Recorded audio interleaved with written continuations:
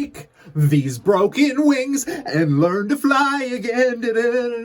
Today, folks, you woke up rich, you came back from your lunch break broke, and today I'm going to get into the major stock news from hype to dividends and so much more on the IPO game for things that you're going to want to pay attention to. And we're going to start by scrolling to the bottom of my StockTwits watch list, where only one company sits that I was so sure was going to go bankrupt it made the bottom of the list. And of course, I'm talking about GameStop, ticker symbol GME, guys, which is trading up 583% more than analyst targets and is the latest and greatest show of forced by newbie day traders. And honestly, I can read through this really briefly for you guys to see how far GameStop Corp has outturned everyone's ability to render sensible analysis. Consider what its dizzying rally has done to Wall Street's best guesses of its value. Now perched above $100 share price, which obviously is pulled back aggressively. A short squeeze ignited and arguably organized by chat rooms. Equity handicappers tracked by Bloomberg after soaring as much as 55%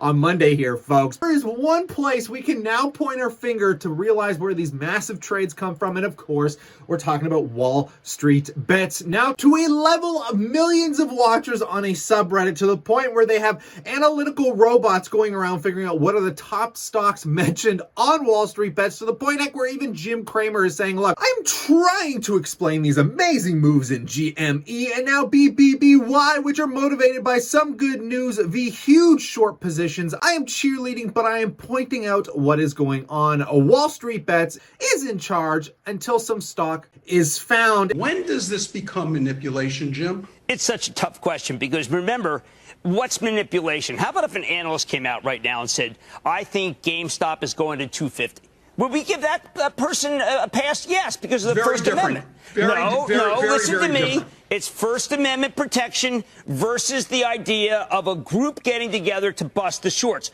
But if the group is not a real group, it's just a lot of people who love it, it's going to be very hard for the U.S. Attorney to do anything, Herb. What is it? The SEC. They're not. What kind of case do they have? We like the stock. We like the stock. I mean, that's the kid where Ryan Cohen got in. He bought 15% at $8. He's on the board. We like the stock. How is that bad? Or do you think that they're concentrated and doing some sort of manipulation if they say they like the stock? Well, I don't know if they're concentrated because I don't have subpoena power and I can't really go out and look at it. I could argue I don't even know if there are foreign powers at work here behind the scenes trying to make chaos of our markets. Let me ask you this, Jim. The craziest thing about all of this, though, guys, is just watching some of the most iconic investors of all time play different spectrums of this market, because we heard, Michael Burry from The Big Short try and short Tesla, fail every single time. But the one company you think he'd be out to short, and there's a whole article on Reddit about this, guys. Michael Burry, the guy from The Big Short who made a killing shorting subprime mortgages bonds, is currently long 3% of GameStop, GME, and trying to start an epic short squeeze. Over 50% of outstanding shares are short, and the company has enough cash on hand to buy back more than the entire market cap of the company. All they need to do is start a historical short squeeze, is to get off their asses and start buying. And holy crap, guys. He called it, baby. I hope he took profits, because now we're down below $70 as it sits at this very moment. But that is the GameStop news today, guys. The brick and mortar game retailer that should be broke is now got the fascination of the entire stock market. So putting that aside, let's talk about some security, some safety out there in the world, guys, with a stock that I personally love, I have been buying recently, and of course that is Kimberly-Clark, which announced earnings today, which we are in an earnings season, guys. We have so many stocks coming up this week. We're going to have the Federal Reserve coming out on Wednesday. We got Apple. We got Tesla. I think Microsoft's in it this week or maybe next week. Either way, it is going to be a hell of a week, and Kimberly-Clark has been a good kickoff for me and my portfolio nonetheless, guys. Trading up 4.82%, beating expectations, but falling back a little bit from the year prior.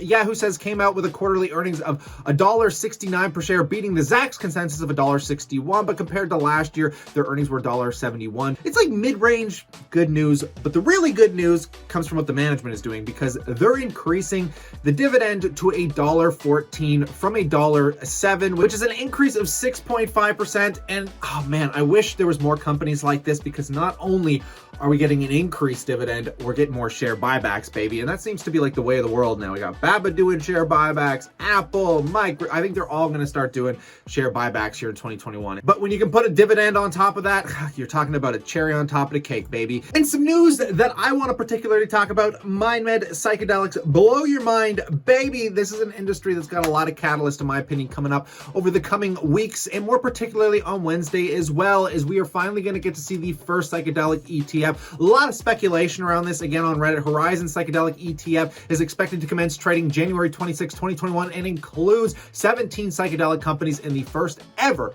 psychedelic ETF here, folks. But nobody could really tell if this was true or not. It took a little bit of speculation, but as always, you can just go to Cedar filings, guys, look up the Horizon psychedelic ETF, and you will, however, find this right here, this information that says the quick fact sheet that the date of the ETF will start is January 26, 2021. And yeah, there's not much else to say. The ticker symbol is going to be PSYK. It's going to trade on the NEO. It's going to be a Canadian one on Canadian dollars, but this will help drive some money into these companies, guys, because obviously people that would rather get broader, safer exposure to the industry, all that money floods into the ETF. That ETF takes that money, floods it into this company, the rest of the bunch. And yeah, it's a speculative play, but I just wanted to clear that up as well. And then finally, in the last news I want to mention, guys, with IPO news, I'm becoming much more of a spec trader than I would like to admit, but I have been trying to find a way to get into Bitcoin, and I've never been able to pull the trigger. I've been seeing things like BlockFi, where you almost get like a dividend payment to put your money in an account, and they drip you out a percentage to loan your Bitcoins out. It's really interesting to see the Bitcoin world ever evolving with much bigger players. We got Kathy Wood talking about it, but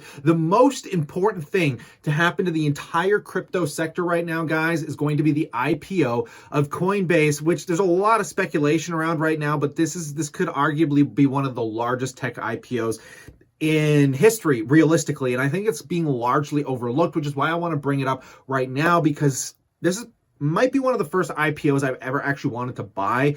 It's going to be very volatile. It's going to be very insane, guys. But if you don't know what Coinbase is, it's basically the most world-renowned like crypto platform to buy any kind of crypto. And just to read through this, Wall Streeters won't be able to brush off Coinbase's IPO like they do Bitcoin, says Polychain CEO. I think Wall Street analysts are going to be very impressed with Coinbase's financials. Basically, Coinbase, which derives most of its revenue from fees tied to trading, recorded more than $83 billion in volume this month, the highest ever according to data compiled by the Blockchain Research. Now, I have a hard time with Bitcoin. I kind of compare it to gold. I don't think it's ever going to be a currency. I don't think it'll ever get to that scale. Doesn't mean it's not going to be a good asset, and doesn't mean it's not going to keep going up. It's just going to be very volatile, in my opinion. But this would be like buying the New York Stock Exchange before it went public. If you've never seen the exchanges, go look up Intercontinental Exchange. ICE is the ticker symbol, guys.